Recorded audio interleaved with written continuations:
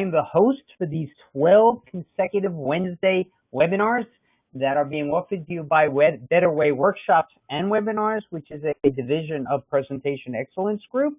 And we want to welcome you to our first one, which for many of you is an appropriate topic and requested to start off with the issue of how to be a great leader and have a leader presence. So we welcome you all for being here today, and we thank you. Looking at some of the people who've registered, we recognize you from our past where Presentation Excellence and Webinar Excellence have done similar webinars. Actually, not only are we going to do 12 again in the fall series, but we had our first request solidified today for our first one for the spring series of 2015, a new topic that will be of interest. So stay tuned for all of them. If you are not familiar with what the other webinars are going to be between now and December 17th, again, they're every Wednesday at 1 o'clock Eastern Standard Time. Just go to betterwayworkshop.com/webinar.html and you can see the full listing and you can register for those of interest to you. We have a really great panel this year who's participating and providing many of these presentations. In fact, just so you, for those of you who are into sales, and I noticed a lot of you have that title, the next topic will be by David Fisher, who's a Sandler representative, Sandler Sales, called Break the Rules and Close More Sales. His clients have had tremendous success, so we highly recommend you come and register for that one and learn some more. With that, again, I'm Jerry Kahn. I have been, for those of you who've been with us before, you're probably familiar. I've been the president and CEO of Brilliant Image, which served 5,000 clients who did presentations over a 15-year period of time, and then started Presentation Excellence to continue working with these people, and that evolved into the Presentation Excellence Group, and you can visit that to learn about what we do. We do lots of things. Our focus today is on you as a leader. How do you project a powerful leader presence?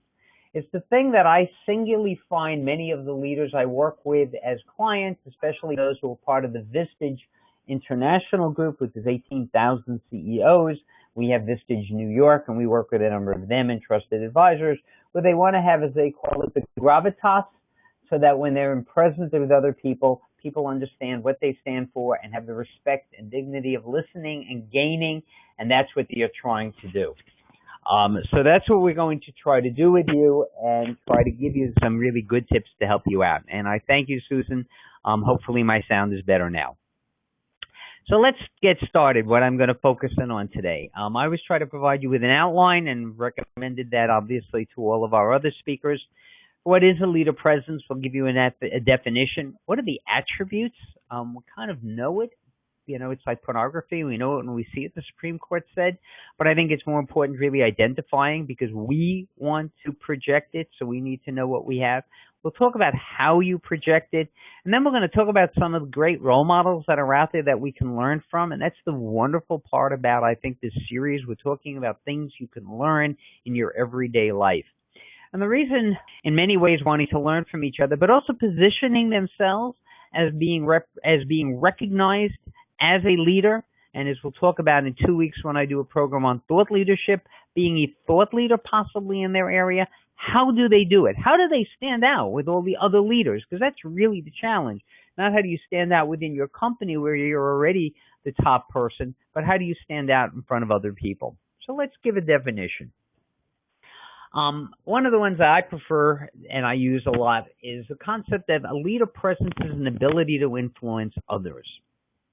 And it's done by consistently projecting key personality attributes that affect others' decision making. So in a real sense, the question is, why should I follow you? Because you're projecting the kind of personality attributes that I respect and would be willing to follow. And that's why I know it when I see it's a really great way of understanding it, because we look at our models, and we've got Warren Buffett and Steve Jobs and Oprah Winfrey and Richard Branson, clear leaders in their own area, so many different disciplines that they've represented, but everyone knows that's there. And so the question is, what are they doing? How is it they're so effective at leading other people?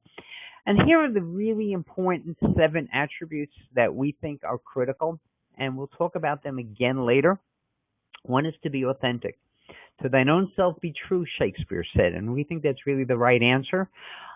People don't follow other people when they can spot that they're not authentic, when they're phonies. So being authentic, whether you're standing for something that's with the wave or contrary to everyone else, it doesn't matter. It's that sense of being who you are and standing for what you are. And wherever we present in our mode, very often we feel we have to bend a little to the audience, and that's wrong, because the audience wants to bend to you if they understand you're being who you really are, being authentic. So we highly recommend you do that. Second is trustworthy. Can I trust you for what you are? And that's earned. That's not something you can do on your own. That's through the actions and behaviors. In other words, when you make a commitment, when you make a promise, you have to deliver on it. And that's how trust is earned. So when you think of someone like Oprah, who started and grew from being a weather person to now the empire that she runs, every step of her way, she put out and earned the trust of her audiences and then catapulted it to greater. You're confident about what you do. You believe in what you do because what you've done is you've done the thinking, you know what it is, you trust yourself, and you expect it. So when you take someone like Bill Gates or you take someone like Jack Welch, who've run great empires, General Electric, Microsoft, again, if you've read the Forbes 4000 list this year, Bill Gates is again number 1 with, I believe it's $86 billion.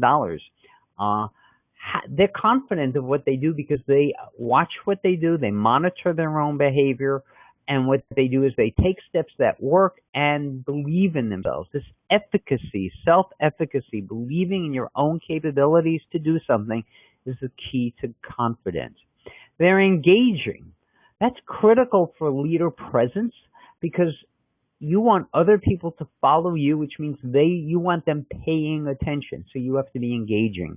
And we're going to go through some of the rules about how you do that in every form where you present yourself, because most of us forget every once in a while that it's not just being authentic about what we want to say, but presenting it in a way that the audience gets our message, is engaged, and it resonates with what they're trying to do. Engaging is critical. Expert. What people want to do is follow someone who knows a little more maybe than they do and can give them wisdom and knowledge, and therefore being an expert. So think about Jack Welch took over a company of General Electric in 1980 that was having great problems and came up with a simple equation. Let's try to get rid of those businesses where we're not going to be number 1 and 2 because we probably are going to spend too much energy trying to get there and we may not even succeed. But let's take those areas where we can be number 1 and 2 and grow them. And by the time he left in 2000, he made the company with the largest market cap in the world. And he accomplished that. More important, he understood as an expert that he's only as good as the management team he built, the leadership team. Very few companies can say that when the CEO is ready to leave, there are 5 or 6 critical people who are ready to step in, all of whom could have done an excellent job as the CEOs, Ford, Boeing, Home Depot, etc. So the expertise isn't just in a discipline like knowing good software, it's also managing people, managing investor expectations, etc. Credible, that it makes sense that you can really do that. And again, credibility comes from experience. You're providing that experience over and over again, and so people can see you doing it, they believe you can do it, and they can trust you to do it again. And finally, and I think this is very important because it's what we tend to look at in leader presence, is inspirational. Because ultimately, that's what many of us want to do. We want to influence people to go beyond where they are, to carve out new territories, to take us, as Star Trek would say, where no person has gone before. And that kind of inspirational leadership is clearly a critical part of leader presence for so many people. So how do you build it? How do you do it? Well, the first part is to recognize that if you're going to commit to doing it, you need to know where you're going to do it. So you recognize the situational opportunities. Where do you do the speaking? Is it with investors? Is it with the customers? Is it among peers? Where do you want to produce it? What are the issues you want to do? The second part is it's your message. Is it a compelling message? Just giving them the facts as Dragnet once put it, isn't sufficient anymore.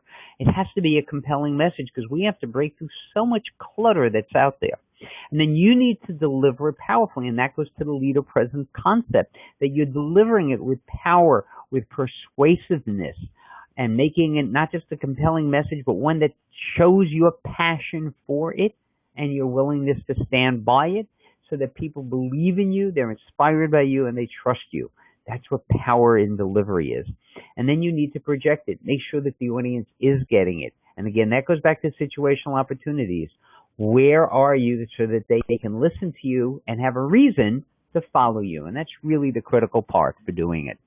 So let's talk about those elements that affect the presentation challenge of how to demonstrate your leader presence.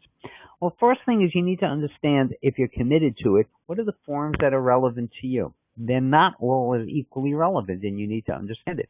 If you're building a new company and you're a startup, and some of you know I was in China this summer teaching entrepreneurship, your initial role is really dealing with your employees to forge individuals into a powerful team. And that's where your leader presence is, because you want to build a team. It's to the investors who have made some commitment to you, and maybe there's additional funding that's going to come through and they want to be committed to it and being able to move forward on that. So that may be the case there. If you're a larger company with hundreds, with your management team, so you would be focusing on that. If you're a public company, as we all see today, companies can miss an earnings projection by a penny and get punished for dollars. Investors are looking for your leader presence, that you can overcome that 1 cent loss and it's not an issue to be punished for. If you're in sales, your leader presence is about helping prospects and clients understand why you are the best deal available, why you're offering an incredible value that they should be focusing in on. If you're looking to expand in a world that's flat, as Thomas Friedman tells us, and new opportunities exist all the time, then you want to focus on your strategic allies, because they're looking not just for partners, but for leaders, people that they can work with and defer to every once in a while. If you're a thought leader, as we'll talk about in 2 weeks when I do a presentation on that, it's the media to a great extent that might be your focus. How do you get the other people who are sharing information with other people to recognize you as a leader, and in this case have a leader presence for thought leadership? And if you are a CEO or a top executive at that level, and you work with boards of directors or key committees, that's a really great opportunity to understand you can be a leader. We did a presentation a couple of years ago on one of the webinars called How to Present Effectively with Boards. And what we try to teach everybody is what boards are really looking for are leaders, not just managers.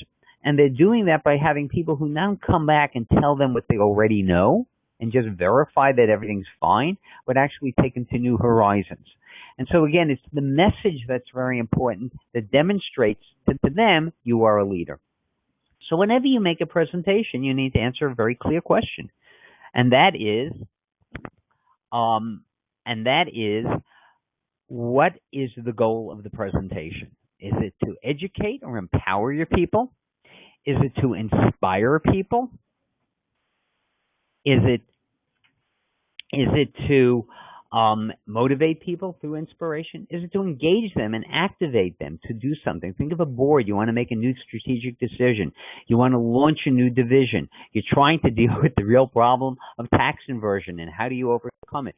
What's your goal? What's the specific goal of the audience? One of the biggest problems we have is we're trying to do too many things, and that doesn't work.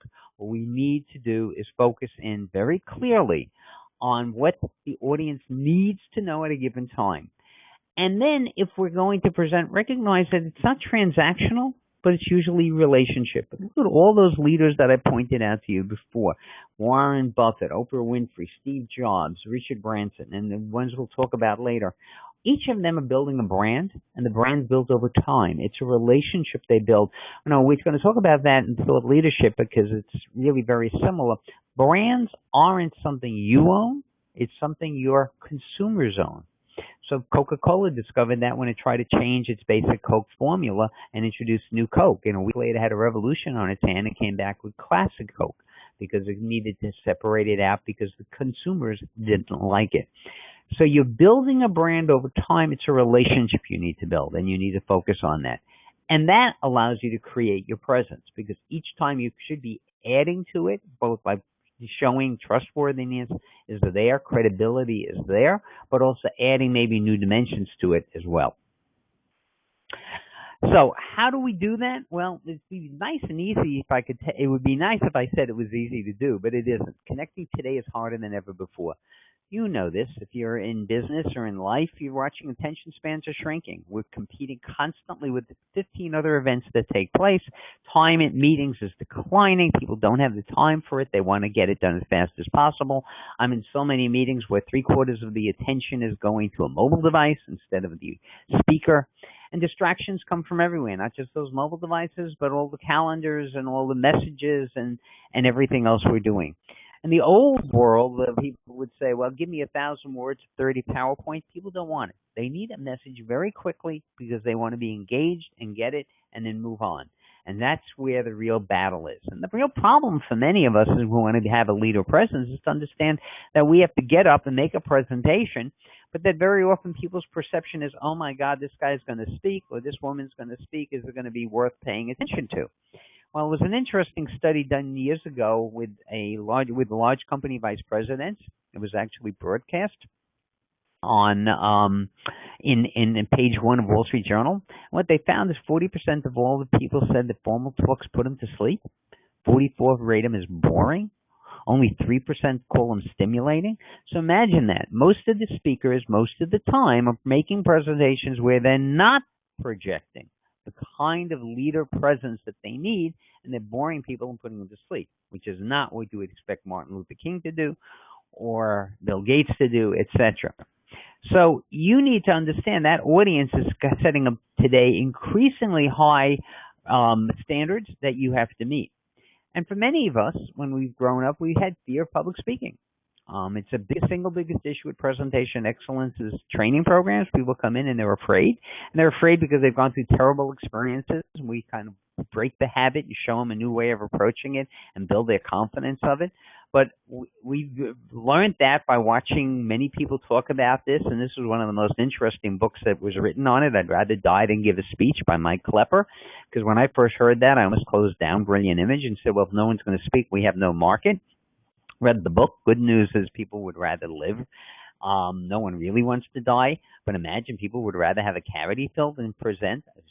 If you're familiar with Jerry Seinfeld, he did a skit once where he made the point that at a funeral, people would rather be in the box than give a eulogy. It really makes the point. So you need to understand that you have to overcome your fear of public speaking. You have to be able to resonate a great message with your audience. And when you do that, you have an opportunity to influence other people. And one of the worst things that happens is that people who are speakers and leaders come to speak in different conventions, different meetings, etc. They're very often required by somebody's imaginary standards to follow some kind of template. And with communications people, we're telling them, you have to fill a template. It wasn't conducive to his presentation, and his whole energy dropped, and he realized he was not projecting the leader presence he needed to do the turnaround for this company. We helped him to do that, and he turned it around, and he got management behind him. He was very successful. The point is, it's got to be authentic. You can't follow someone else's form or words. They have to be yours. They cannot distract from you. People, when they speak, leaders, if they want to have a leader presence, need to know that the energy is going to communicate to create that connection, that relationship, and not overcome crazy obstacles that don't need to be in the place. Because when they do, they mentally are losing confidence in their own ability to present powerfully, and it's a lose-lose proposition. So what's the solution? Many years ago, we've come up with a simple equation that does it. We call it audience-driven authentic presentations, ADAP for short.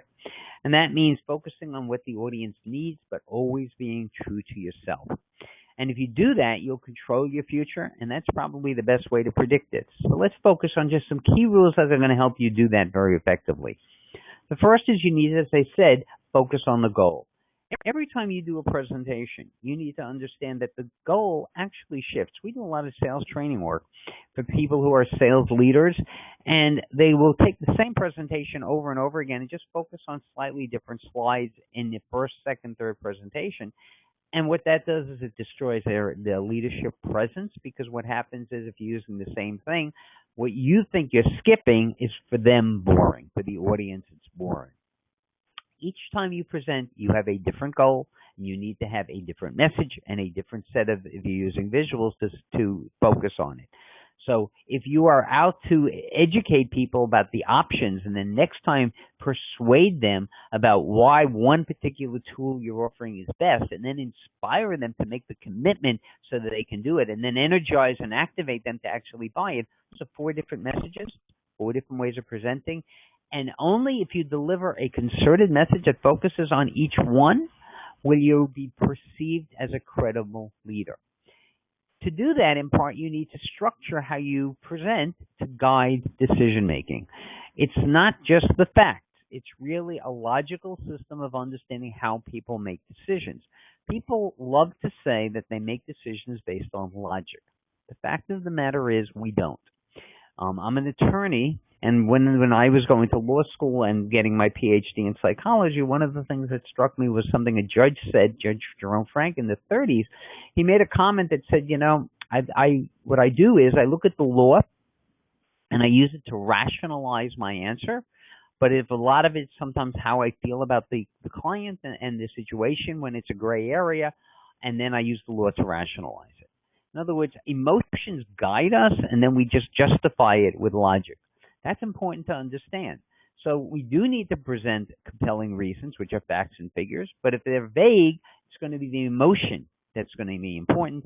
And for sales, that's a critical part, because what you're doing, whether you're a lawyer selling the case of one defendant or the prosecutor, or either different side and 2 claimants in the civil case, is do you have a leader presence? Does the judge perceive you as credible and trustworthy and honest, and therefore going to listen to you and give you additional gravitas or weight in terms of what you're doing? So you need to be able to address both emotion and logic when you're doing your presentations. What you ultimately want to do if you're a leader in a company and you're taking people on a new strategy, or if you're focusing people on changing the culture, which is a great deal of what we do, helping people implement their new cultures and their strategies in their company, you need to be in a position where you really have such a leader presence that people sit there and go, I want to follow this because this is going to take us to the promised land, and that's what I want to be. So it's irresistible. And that's what you have to create. You do that by structuring the arguments so people have both logic and emotion in the same place. Which means you also need to understand for each presentation, as I said, what's the goal? What's the strategic theme? So different themes resonate with people in different ways, and you need to try to figure out what is the right way of presenting your issue. For example, you might be focusing on customer touch points, okay? So when Zappos is working and it's trying to sell shoes over the internet, and as Tony Hsieh makes the point all the time, it's not about the product so much, because the similar products are available everywhere. It's that customer experience that makes you have tremendous respect, credibility, trust in the company, that you know they'll stand by it and do what they have to do with you. What you want to sometimes do is not focus on what you're doing, but where you're going. What are the growth opportunities? What are the new product services that you want to offer? Or how is globalization changing your equation?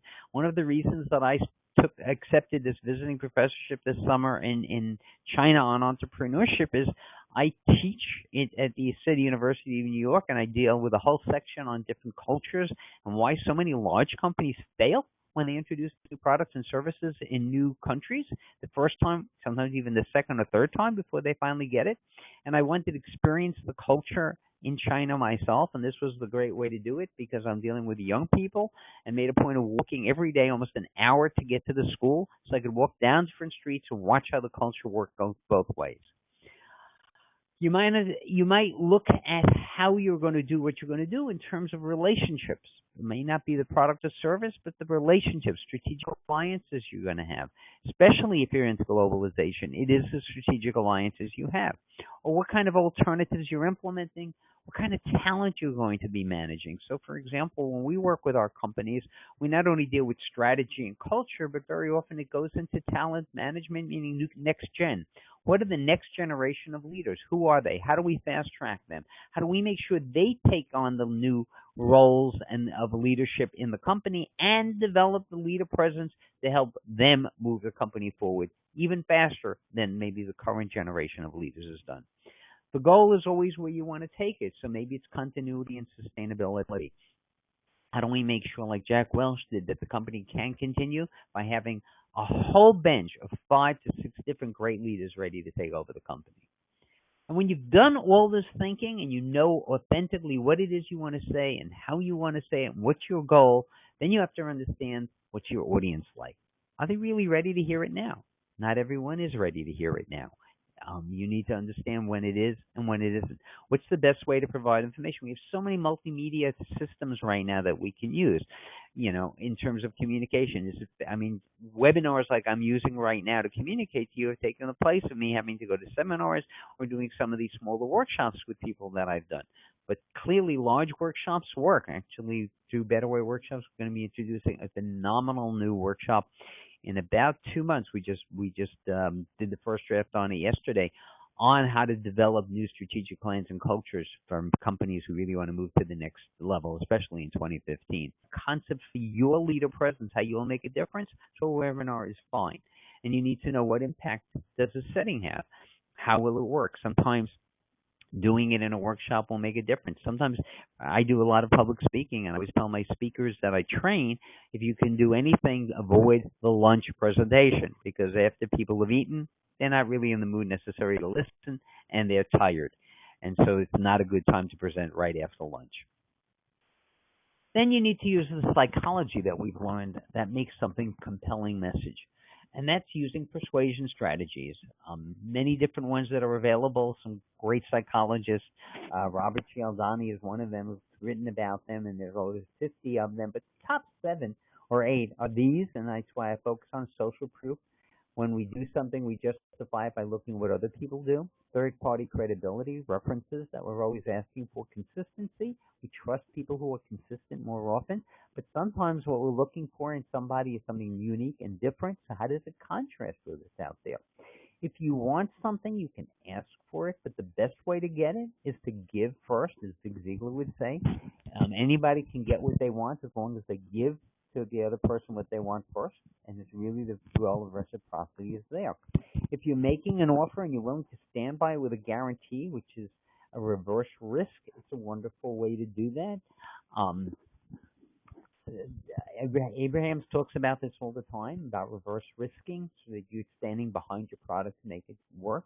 And finally, Kahneman won the economics Nobel Prize in 1996 for finding out that when you look at how people make decisions, people would rather avoid a loss than achieve a gain, given that the consequences are going to be identical. It's all in how you position it and present it.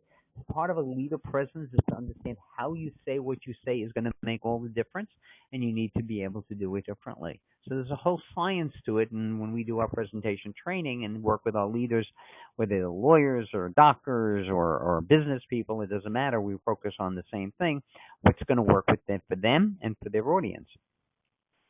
As I said, attention spans are shorter today than ever before, and the result is you need to be succinct. You need to include only what's important now and eliminate all of the distractive clutter. This is a very important point because people think, well, I've done all this work and I need to present all this information, so I'm going to focus on doing that. And that's a really wonderful idea if you've got nothing to do but bore people. Leaders don't do that. Leaders are trying to remember to excite people, to activate them, to inspire them. So one of the things you need to do, like Winston Churchill made a comment, or Mark Twain, about speaking and writing speeches, is if you really want to get their impact, what you need to do is get rid of everything that's a distractive clutter and get it down to what's important. And as Winston Churchill said, if you need me to do a presentation that's going to take an hour, I need to have 2 weeks to work on it. If you want me to get it down to 15 minutes, I need 4 weeks, because it takes longer to figure out what's really distractive clutter. Always identify the key issues. Those are your issues that are important and what resonates with the audience. And then keep it simple. Unfortunately, we spend a lot of time sending our people to college and to grad school to learn lots of jargon.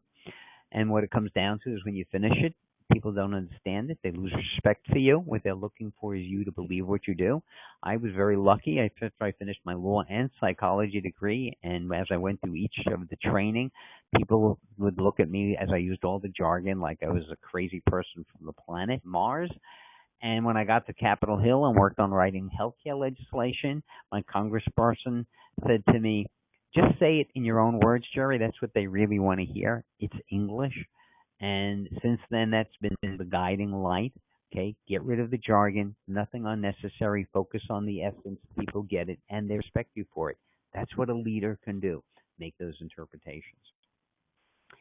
And when you've got a compelling message and you've figured out how to say it and you're saying it in a way that's going to resonate, then you need to remember it's about engaging your audience. So you want to use power words, okay? It's not passive tense, it's active tense. You want to use graphics, images, symbols, color, things that grab people's attention and make them pay to it. If you're using words, think of Martin Luther King. I have a dream.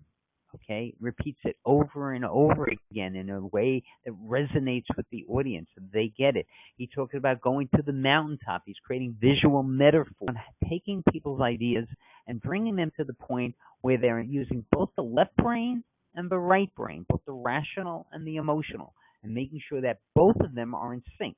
That's the power of a great leader, bringing both together. You have to also practice your speaking. You have an engaging tone, a tempo, and a cadence. Again, I have a dream, and the tone and the repetition, part of his cadence. You use your body language and appearance to enhance your confidence as a leader. I remember once we were asked to train a next to the CFO. He was the controller. CFO was retiring, and he had asked me to come in and train his replacement because when he got in front of the board, the way he presented actually produced zero feeling of confidence.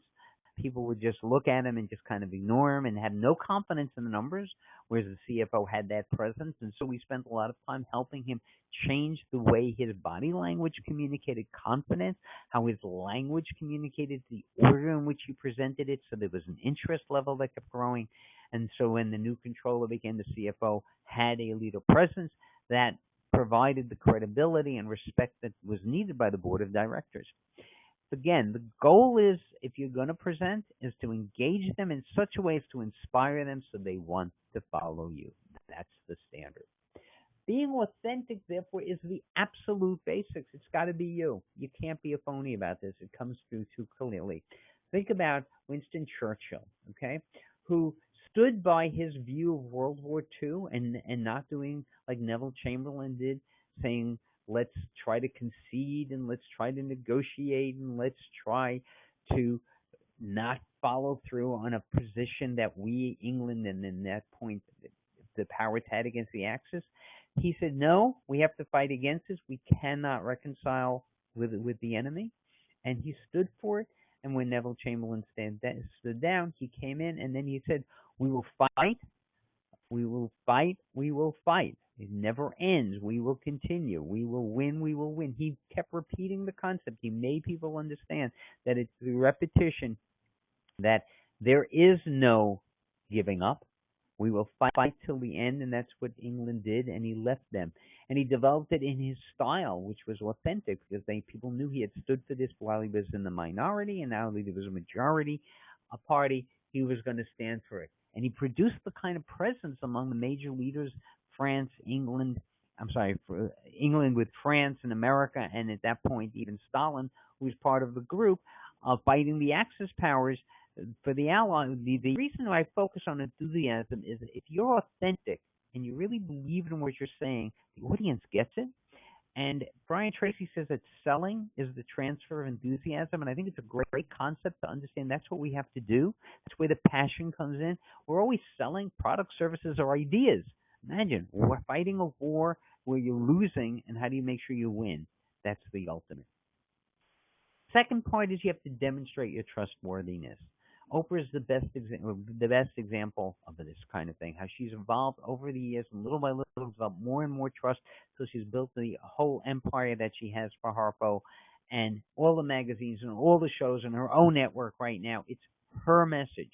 It's her relating to everybody and doing it consistently and engaging them in so many different ways. So you really have to always be on your best behavior. And that's what leader presence is about. There is no falling asleep at the wheel. You have to stay on charge of it at all times to get people's attention and concern of where you're going.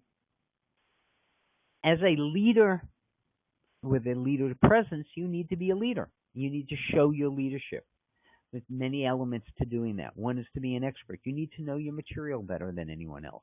So the ability to make a decision for business strategy, as Jack Welch did, initially in 1980 when he decided he needed to fire people, he needed to get rid of divisions, he was known as Neutron Jack because it was like a neutron bomb, killing only the people leaving the company. But after getting rid of tens of thousands of people and getting those who were left to remain to focus on where they're going, he then focused on forging a powerful team from the bottom up.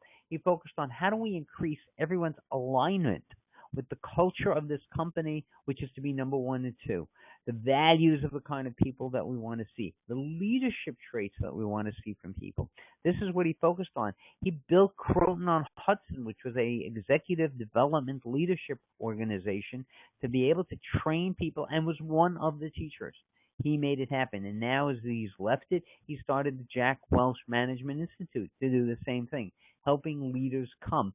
So he's constantly building his expertise through his conversation with students and other peers, and also demonstrating his expertise by using the kind of cases they have. And he's in Business Week, and you can see him in many different forums that's there. He was always acting as a leader. He knew there was only 100% of the time to do something, and he used all 100% to do it. And his approach probably was a very much whatever it takes, because he wanted to turn this company around and turn it to be much more successful, and that's why it had, when he left, the highest market cap of any company. That's leadership, keeping to the goals, keeping to making sure that everyone knew what he was doing, so he had a leader presence as he moved forward.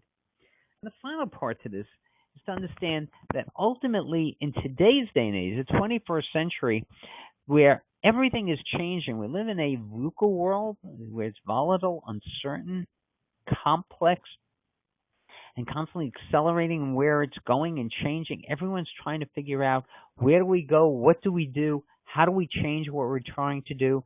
And what's really important to understand is we're more and more asking our leaders to have a leader presence that relates to thought leadership, which is why in 2 weeks I will talk about thought leadership and how you build your thought leader brand, because it's that important. But the key is, as a leader, you've chosen the issues your audience needs to know. In case of Steve Jobs, what he's done is he's taken a commitment to design excellence. I mean, imagine the quality of concern when he worries not just about the casing from the outside, but the casing of from the inside of an iPod or an iPhone, etc.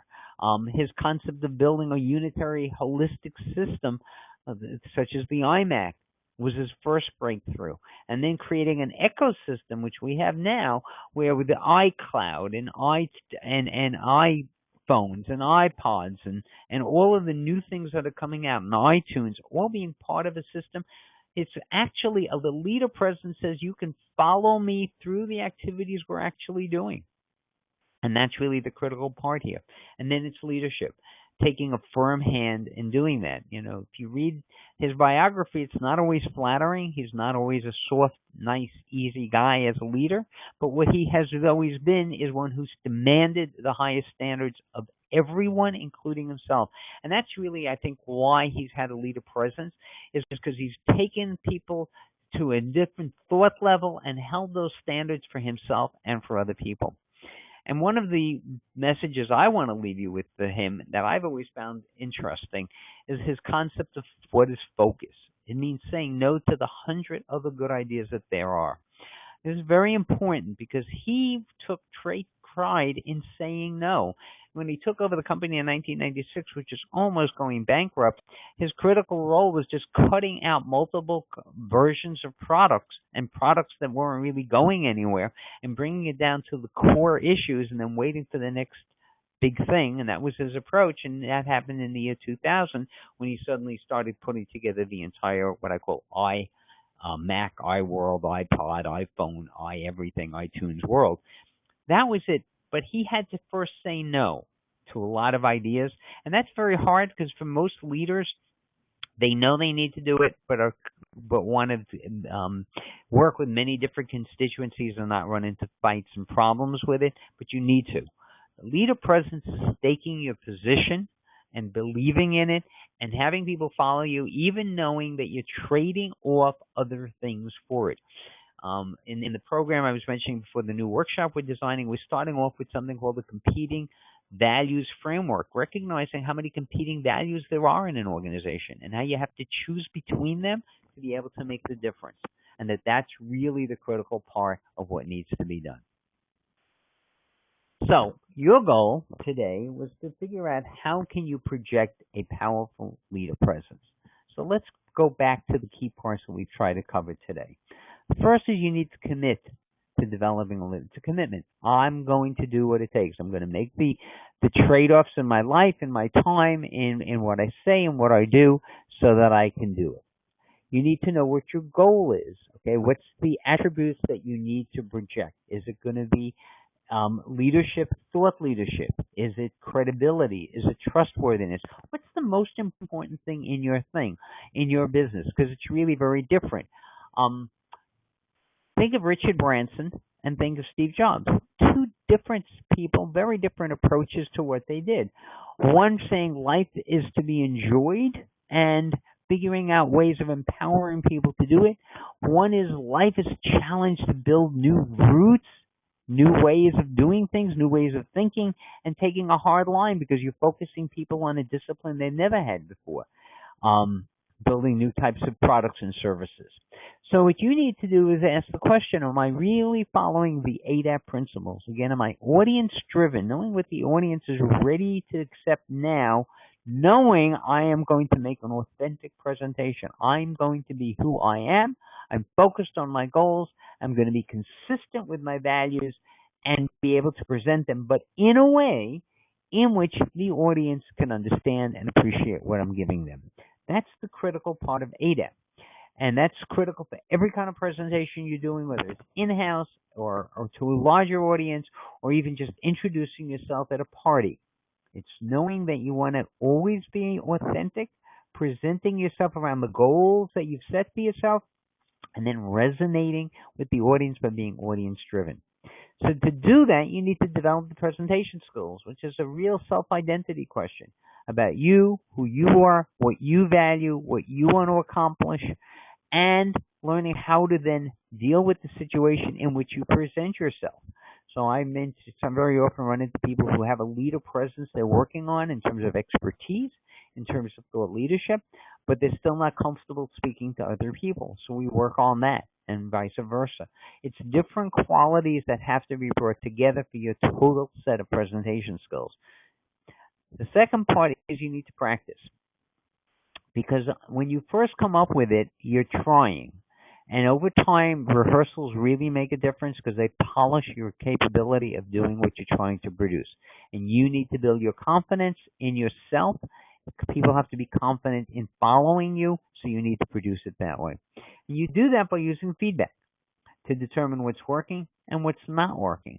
And it's real important because with that kind of feedback, what you can do is answer some of the key questions of how do you present more effectively, how do you project the kind of leader presence that the particular audience you have, you want to resonate with that particular audience so that they will all say, I want to follow this person as far and as wide as it takes to be able to accomplish what we're trying to do.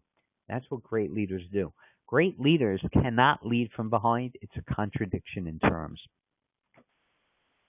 If you follow our advice, you will project a leader presence toward a goal that's worthy, with people willing to follow you, and they'll view you as a hero. And at Image, which is the first company that I co-founded in Presentation Excellence, and now the Presentation Excellence Group, that has always been the standard we want to achieve. With every client we work, we want them to be a hero. We want them to do what they have to do in such a way that at the end they can bow and get the applause or get the income or get whatever it is they're trying to achieve from the audience because they get the message and they respect the person and they trust them and they want to follow them. And that's our goal with everybody. It's one of the reasons we're available so much of the time, 24/7 sometimes. And with that, I want to thank you for coming to today's presentation. At this point, I'm ready to take any questions. You can type them in on your left-hand side of the screen, and we'll be glad to try to answer some of the questions that you have. In the meanwhile, I'm just going to give you some easy ways to stay in touch with us and also give you an idea of some of the future programs that are coming down. Again, you can reach me at the Presentation Excellence Group, where I am the chairman. It includes a number of different companies. Go to the website and you can get a feeling for all the different services. Better Way Workshops and Webinars is our newest edition. We put it together to be able to deliver these programs based on our recognition that there really are better ways to do a lot of things that people aren't adapting, and what we need to do is help people see them as leaders and inspire other people to do them and be able to be more efficient and more effective. And that's what you'll learn from all of the additional programs that will down next time. Our presentations on sales, break the rules and close more sales. The following week will be on thought leadership.